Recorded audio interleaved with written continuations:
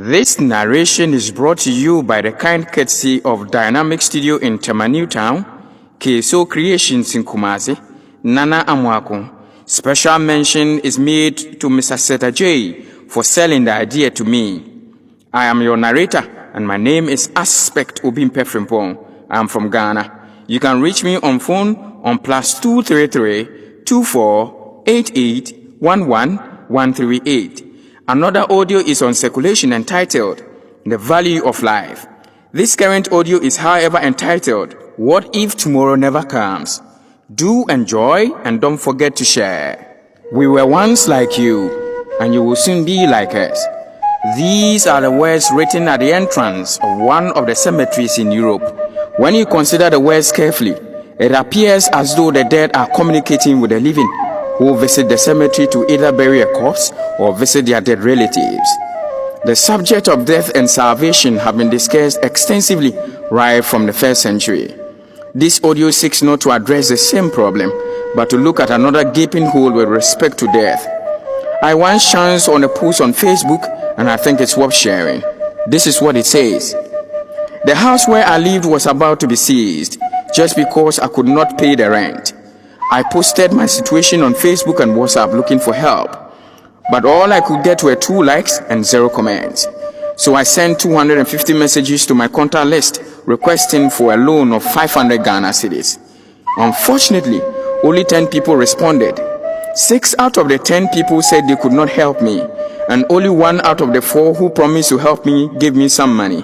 The other 3 people gave me no excuse and never took my calls. In the end, I was ejected. I did not have a place to sleep. I walked in the dark looking for options, and unfortunately, a thief stole my empty wallet with my identity card. In his haste to get away from me, he crossed the road without looking. He was badly hit by a car on high speed without his body being identified. Only the wallet containing my identity card served as a marker. The news spread quickly the next day that I had died. 628 people posted on my Facebook wall how they knew me and how kind I was. A committee was formed by my supposed faithful friends who raised 9,000 Ghana cedis to feed people at my funeral. My work colleagues, who never existed while I struggled to pay for my rent, organized themselves and raised 7,500 Ghana cedis for my coffin, tents and chairs. I had to be buried in a coffin worth 6,000 Ghana cedi, but as they hastily bought it, there was a man who sold it to them for 2,500 Ghana cedi, saying it was his contribution. The family met again. It was a rare opportunity for the family to meet again. For my funeral, the family contributed 2,500 Ghana cedis. Everybody wanted to volunteer to show that they were participating. They printed t-shirts and polos for more than 1,500 Ghana cedis. Imagine the scene when I showed up on the day of my burial. In Ghana, Africa, and some parts of the world, people celebrate the dead more than the living. In the illustration above, the same man who could not raise only 500 Ghana cedi for his rent while alive could raise a whopping 29,000 Ghana cedi while he was deemed dead. If we have the opportunity to help, why would we rather help the dead instead of the living? Every minute someone leaves this world behind, we are all in line without realizing it. We never know how many people are before us. We cannot step out of the line. We cannot avoid the line.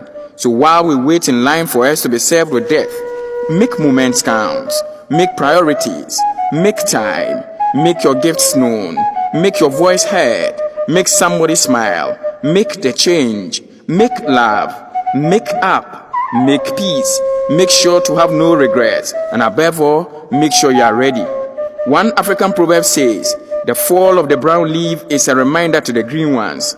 This is a letter from a late mother to her son, 3 days after her burial.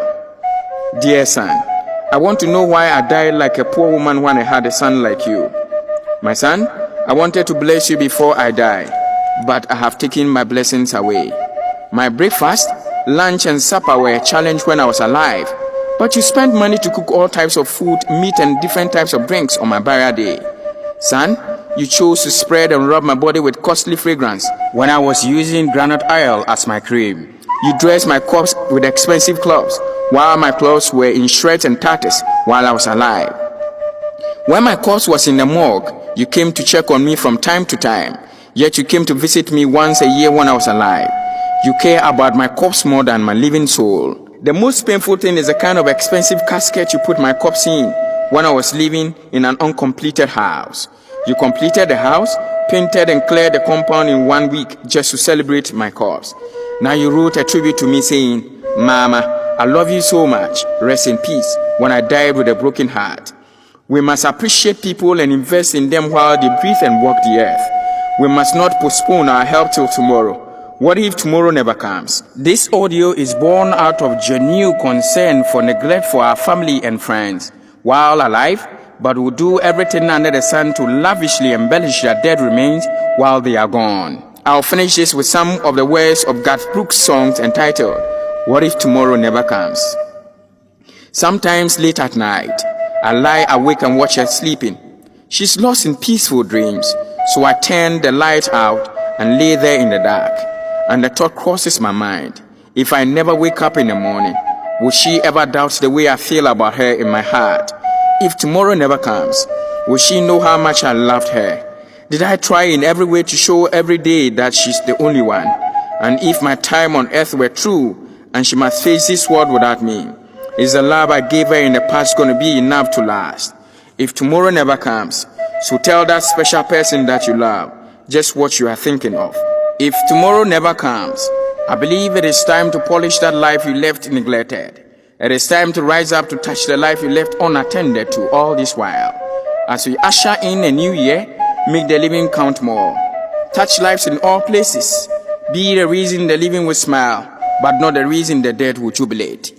Let us live lives that will help people who are alive more than those who are dead. Thank you for listening, and don't forget to share.